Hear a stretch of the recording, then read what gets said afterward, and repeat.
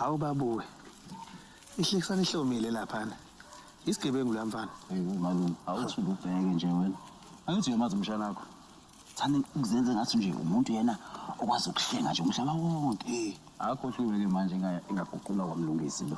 Uwe mama emguqulapi So icele lithi. Konakele lapha into engisalungizeka leya.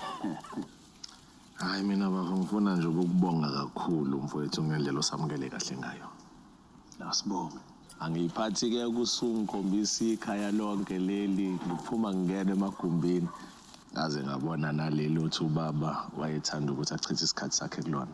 Yawo, mbela somkhulu. Mfowethu ngithe eqhudeni mangingena kuleli yagumbi ngazizwa ngisondelene kakhulu nalekhehla.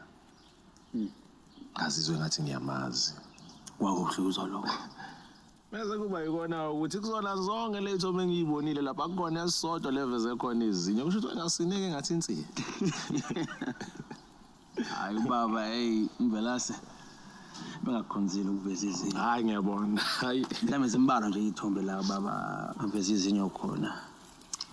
Mhlambe la asoke seme noma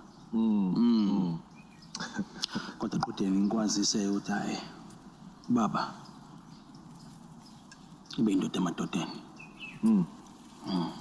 Hayi bafo yabona nami mangizwa kukhulunywa ngaye hayi ngiyangibona uchawa yena ocobela sozulwini.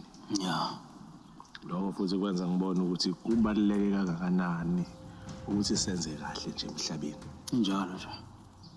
Ngiyafisa ngathi nami ke ngelinye ilanga ngingazithuka nami sengiyiqotho njengaye bakithi uMvelase. Yembe